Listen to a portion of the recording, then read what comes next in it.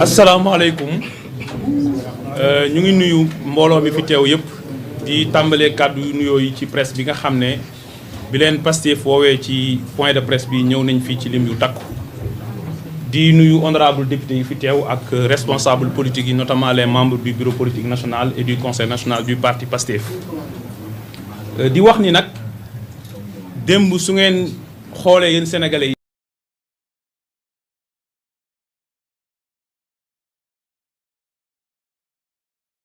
communiqué de la primature dafa décider ne dafay saisir le conseil constitutionnel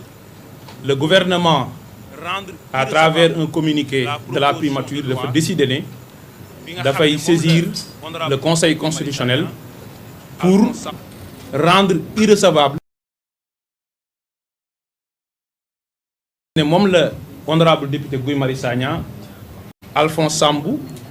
ak ki nga xam ne mooy Mame Diarra bay introduire pour ñu réglementer utilisation wu crédits spéciaux yi soumettre ko à des mécanismes de contrôle communiqué boobu nag li ci gouvernement bi wax mooy loolu su ko defee daf ko teg ci ñaari article ci constitution bi muy article 76 ak article 83 de la constitution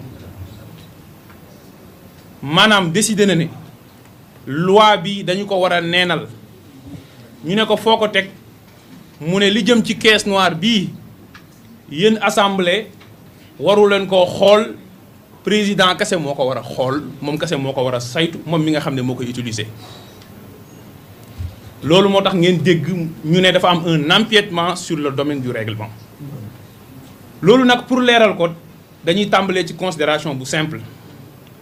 mooy ni réew mi bindoowee ci constitution dañu organiser les pouvoirs publics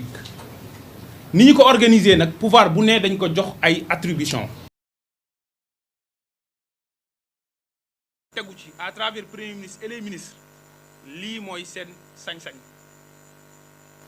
loolu la ñuy wax le domaine de la loi et le domaine du règlement. article 67 bu constitution bi daal di lim mbir yu bëri daal di ne lii de loi rek moo ko mën a tënk maanaam assemblée moo ci am sañ-sañ ñu joxe ci exemple réew mi at mu ne bu ñuy xool budget bi war ko voté ne fii dañuy jëlee alal ay ressources fii nañ koy def muy ay charges loolu loi moo koy déterminer. li nga xam ne mooy infraction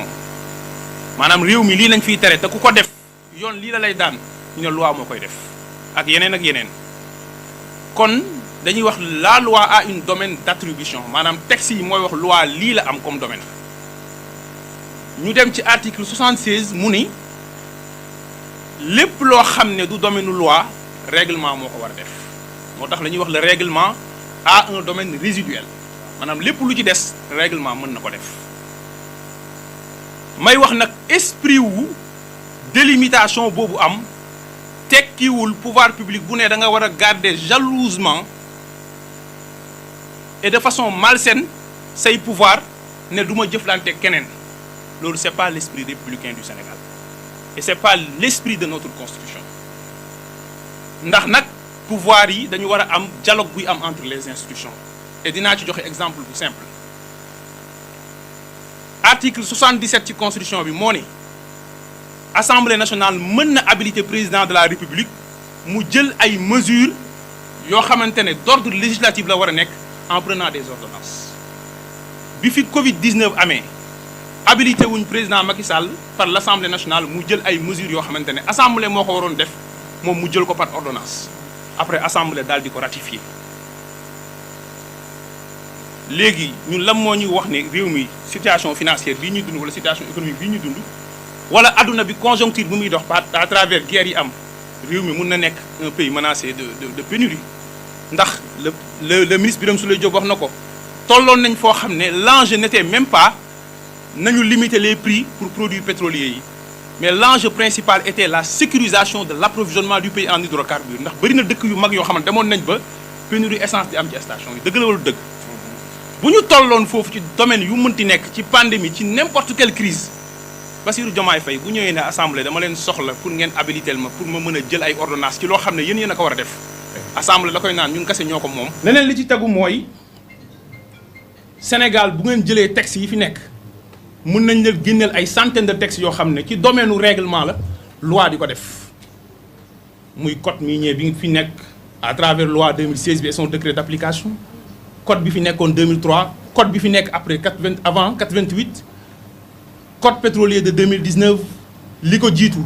98 li ko jiitu 86 textes yi jëm ci contenu local loi lay tàmbalee doog a dem ci ay décret d'application kan moo ko mus a contesté fii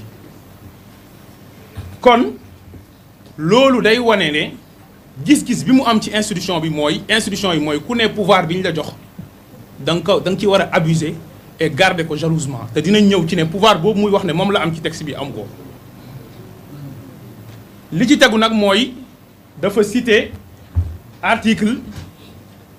76 ak article 83 bu constitution bi daal di ne ñoom gouvernement bi moo tax ñu saisir conseil constitutionnel pour ne loi bi nañ ko rendre irrecevable léegi dañuy dem liiri texte de loi yooyu pour nit ñi comprendre ne ñoom li ñuy wax aucunement obligé wu ñu woon def ko. Qu'est-ce que l'article 76 nous dit? Les matières qui ne sont pas du domaine législatif en vertu de la présente constitution ont un caractère réglementaire mooy li ma leen waxoon sànq mu teg ci ne les textes de forme législative intervenus en ces matières peuvent je dis bien peuvent être modifiés par décret si le Conseil constitutionnel à la demande du président de la République ou du Premier ministre a décidé qu'ils ont un caractère réglementaire en vertu de l'alinéa précédent. ñi demaat ci article 83 muy texte bu ñu lim ñoom alinéa 2 ne s'il apparaît au cours de la procédure législative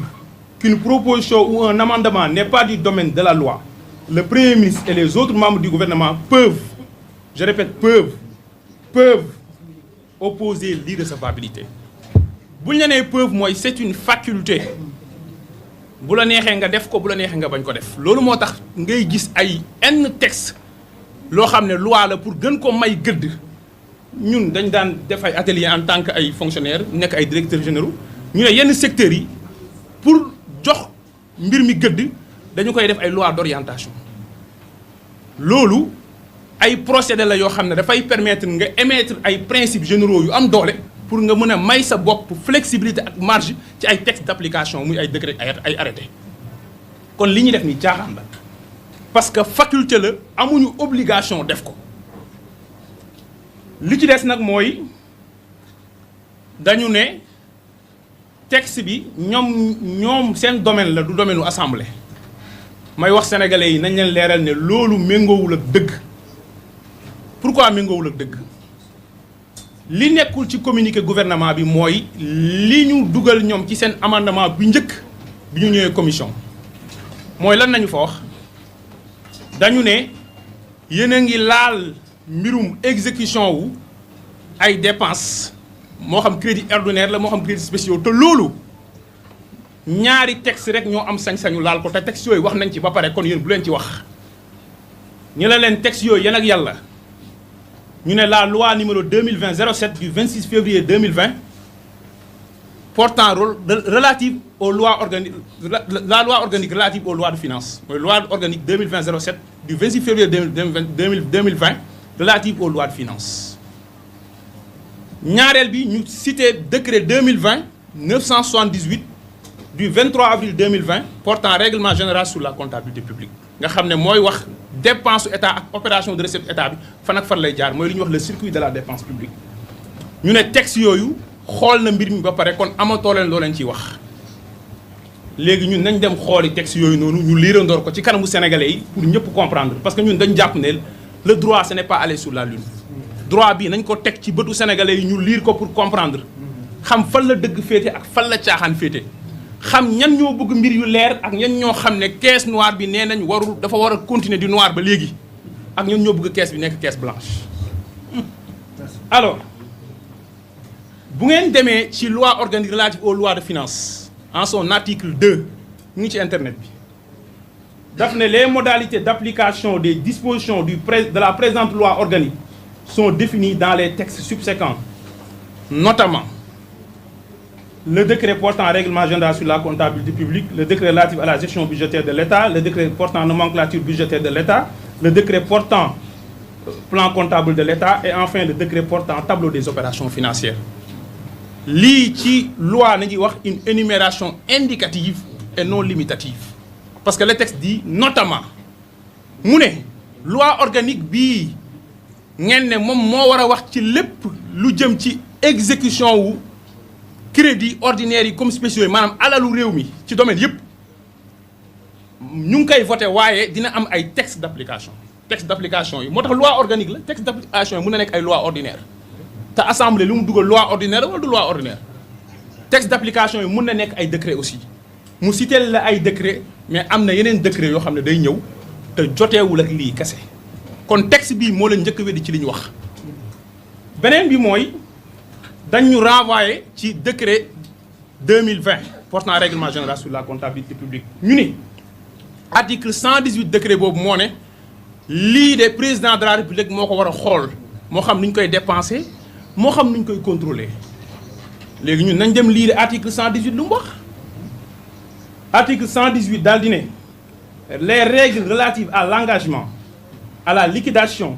à l'ordonnancement et au paiement sont applicables à l'ensemble des dépenses publiques de l'État mu teg ci ne toutefois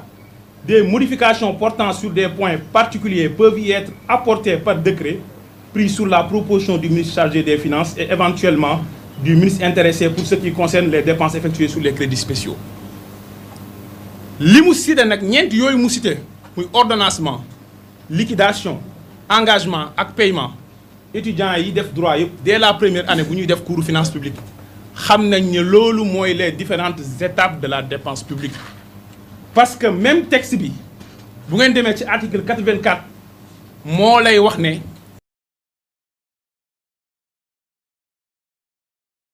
loolu mooy les différentes étapes de la dépense publique parce que même texte bi bu ngeen demee ci article 84 moo lay wax ne budget état bi ñetti type d'opération moo mën a am mais ñaar yi moo ci gën a fës les opérations de recette bu état bi di encaisser xaalis par exemple booy fay impôt wala ñu fay ko dividende wala ngay fay redevance ak les opérations de dépense opération de dépense yi nag dafa am ñaari phase la phase administrative des dépenses publiques te mooy bu ñuy def engagement bu ñuy liquider ak bu ñuy ordonner mu mujj nag la phase comptable ci crédits spéciaux yi mu ne la lii président de la république mun na ci jël décret modifié ko assemblée nationale duggul ci lii assemblée nationale dafa ne man dama bëgg a indi texte de loi pour wax lan mooy crédits spéciaux lan mooy crédits spéciaux lan moo koy firi lan lay firi signification crédits spéciaux lan mooy le champ limitatif des dépenses éligibles à ces crédits spéciaux yan ak yan la mu wax la ko sécurité nationale défense nationale renseignement lu jëm ci diplomatie ci yenn domaines yi beneen bi mu wax lan mooy liñ ci interdire nga def ko ci ay dépenses comme nga ci def politique beneen bi mu ne la nii nañu koy contrôler loolu yëpp assemblée nationale def ci loi boobu mu proposé ñoom Guy Marius Sagna porté ko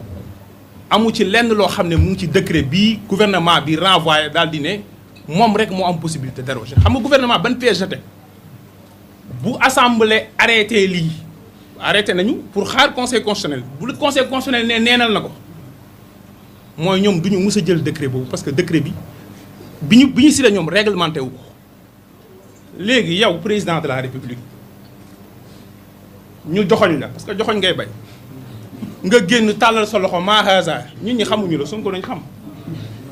Sénégal ñi xamuñu la Sonko lañ xam Sénégalais yi fal la nga présenté leen programme boo xam ne copie collé programme bu Sonko 2019 la et pour Sénégalais yi voté la dañ ne diw mooy diw loolu maire yi sax defuñu leen ko te bëri na maire yi fi Sonko fal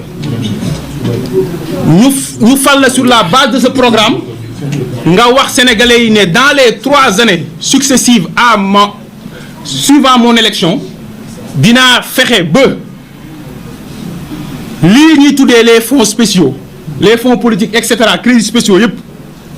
dinañ ko soumettre à un mécanisme de contrôle boo xam ne commission des finances bu assemblée nationale dañ ci am rôle député pouvoir bokk ci député opposition bokk ci moo ko wax wala waxu ko. léegi yow tey assemblée dem ba la koy defal nga ne ko assemblée amoo droit def ko man maa am droit def ko lu tax defoo ko boobu ba léegi lii de mooy cooli du domaine nu loi domaine nu règlement la yaa yor règlement def ko parce que yaa ko dig sénégalais yi kon jubal taxu leen jug kon tout ce vacarme juridique résumé leen ko ci lu simple ñun ak yow ñoo àndoon di xeex dem kaso ku lu ne ñu daj ko ci ay nit dee ci ñu diggandoor sénégalais yi ne fonds yii dañu war a xool naka lañ koy utiliser parce que seen alal la ñu falu yow defuloo ko ba mu romb ce premier ministre bi nga xam ne mooy l'incarnation du projet ñëw proposer le projet de loi pour ñu def ko est-ce que da nga ko wax ne ko loi du ko def décret moo koy def non nañu xaar nga génn ci kanamu sénégalais yi le 2 mai def interview fas yéene cee dellu ginnaaw ba mu leer la tey assemblée yëkkatiwaat ko nga ne loi du ko def décret moo koy def yéen gëm ngeen ne yéen ñi yéen a may déglu gëm ngeen ne Bassirou Diomaye Faye dina réglementer les fonds spéciaux sénégalais yëpp xam nañ ne li muy wax amul et c'est ça la triste réalité derrière tout ce vacarme juridique autour des crédits spéciaux kon ce recours là amul benn sens juridique et c'est un recours encore une fois de reniement des forts engagements pris devant le peuple sénégalais et le peuple saura arbitrer li ci tegu nag mooy lii di xew nii lan lay wundu xam nga lan lay wundu mooy ki nga xam ne moom nañu sololoon manteau gardien de la constitution décidé na nekk le chef de file de la profanation de la constitution parce que constitution mooy lan mooy ñun askanu Sénégal suñuy aspiration lay traduire ci naka nañu bëgg a organiser suñu système politique mais lan mooy suñu mode de vie sociale loolu mooy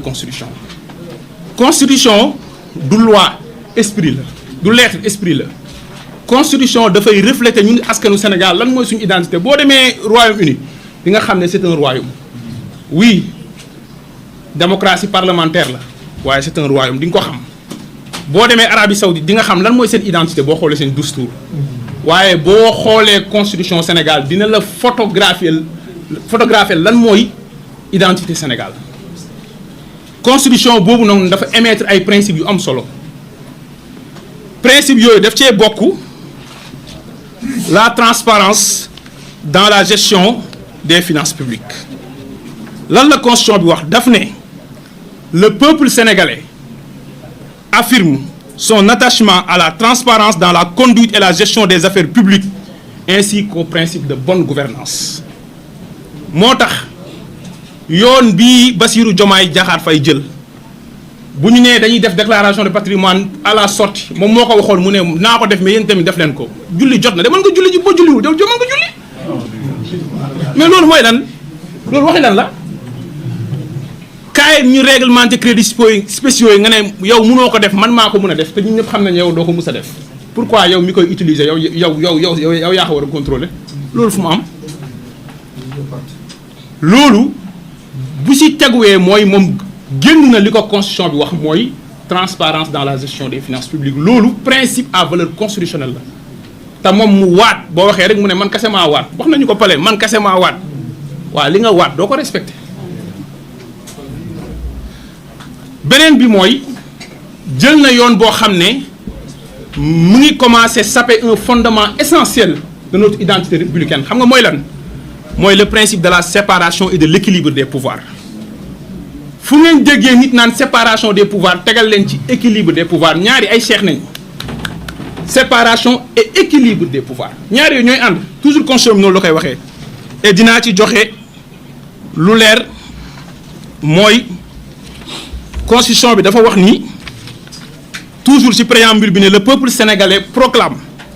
la séparation et l'équilibre des pouvoirs conçus et exercés à travers des procédures démocratiques ba léegi constitution bi laay wax mooy kenn du dajale pouvoir yëpp ci loxo benn nit benn président bëgg a taxaw ne léegi moom bu assemblée initier proposition de loi bu indee amendement yooyu noonu assemblée moom dafa war a voter texte bi ci loolu bu dee dafa indi vote bloqué yëkkati ko après assemblée moom initiative loi am ban njëriñ la am. président ne désormais bu assemblée ne dama bëgg a contrôler te moo gën a xam fàtte naa ko ci li ma wax mooy bu ngeen demee ci loi organique relative aux lois de finances article 70 dafa lay wax contrôle loi de finances assemblée nationale moo koy def ak cour des comptes mooy le contrôle parlementaire et le contrôle juridictionnel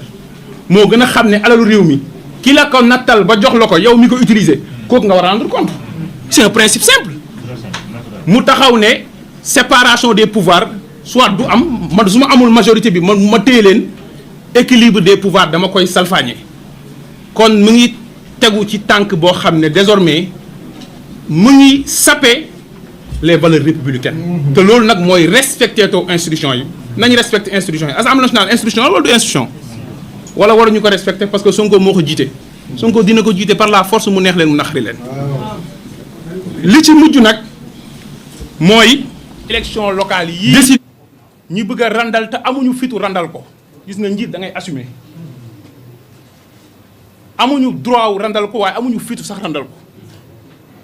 ndax nag dégg naa fi une certaine société civile mu ni élection locale musuñu ko organiser Sénégal à date ku leen ko wax ne leen ko 2009 2014 maire yi ñu faloon fii 2009 2014 30 juin organiser ñu fi élection locale 5 ans la maire yooyu def ban fan moo ci tegu ay nit bëgg a taxaw fii naan élection locale musul am à date kon président mën na ko reporter léegi yéen dama leen di laaj yéen sénégalais yi bi ngeen di jox Bassirou Diomaye Faye 54% dès le premier tour da ngeen ko joxoon pour ñi fi jiitu woon ba tax ñun ñu dee liñ doon def mu koy def wala dafa war a soppi. sénégalais yi bi ngeen di jox Bassirou Diomaye Faye 54% dès le premier tour da ngeen ko joxoon pour ñi fi jiitu woon ba tax ñun ñu dee liñ doon def mu koy def wala dafa war a soppi. kon kañ la lay bi war a nekk ñi fi nekkoon daan nañ ko def kon léegi mën naa ko def loolu lu bees la de loolu nag du waxam waxu ñamu recyclé tañ daan wax ci nopp Macky Sall ak Ablaye Wade ak ñeneen ñoo ñooy waxaat ci noppam te nit nag la mu nàmp lay gàll. kon élection locale yii exigence démocratique la askan wi dañu nattal maire yi mandat wu 5 ans mandat boobu bu jeexee dañu ko war a jox parce que ñuy wax article L236 la loi dit si les circonstances l'exigent et on dit 5e année du mandat loolu beneen débat la si les circonstances l'exigent Macky Sall bi mu koy def 2019 daf ne élection locale yi war a am juin dafay tombeek dénouement wu processus présidentiel bi nga xam ne février la am à l'époque amul benn membre ci acteur politique yii fi nekk classe politique bi bu ko contesté parce que loolu moo doon dëgg bi mu ko yóbbee décembre noonu après mu yóbbuwaat ko beneen année indi loi d'habilitation assemblée boobu la ñi ñuy jug ne waru woon reporter élection locale yi te Macky Sall du référence ci politique. kon nag boo nee da nga dajale ay maires yoo xam ne dañ leen fal ci yeneen bannière nga ñëw ne ñooñu nga dajale léegi mooy sa doole nga ne askan wi maire yooyu noonu mayu ma leen possibilité ngeen sanctionné leen positivement ou négativement maanaam ngeen voté leen wala ngeen dàq leen. loolu c'est un braquage électoral c'est une forme de hold-up loolu ku dem élection foqati te dañ koo gagné wala mu dem élection ñu gagné ko mu ne maa bañ du ma joxe nguur gi ñoo yem parce que askan wi dafa voté dans un sens yow nga dem def hold-up ba pare ne élection du am may daaneel ci ne à notre frère Bassirou Diomaye Faye je lui dis bañ élection ñu reporté ko moo tax mu nekk président de la République du Sénégal parce que bu Ousmane Sonko nangu woon ñu reporter élection tey Ousmane Sonko mooy nekk président de la République du Sénégal bañ ñu reporter élection moo tax ay bakkan faatu fii ci Sénégal yëpp di leen gis tey moom war na falu si les circonstances l'exigent yow nga toog nga ne yaa juddu tey màgg tey ëpp doole tey mais sëggal ñu bëree tey nangoo sëgg ñu bëree tey après nga taxaw nga ni yow yaa ëpp doole ci réew mi loolu mooy da ngaa trahir vote yi nga xam ne moom la sénégalais yi porté woon ci yow fi ñu jëm nag ëpp doole tey daw tey Cheikh Bara moo ko wax du sama wax nag donc pour dire que Pastef dina des ci ligne bi mu nekkoon mooy li ñu jubal jubanti moom nag moom mi ngi ci li ñu jàdd jeng jubadi wasalaamaaleykum wa rahmatullah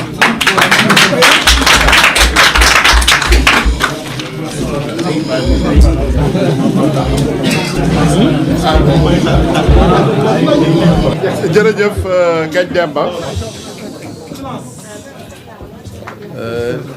jërëjëf Ngagne Demba merci beaucoup yaakaar naa ni point de presse bi point de presse bu am niveau la qualité jib na fi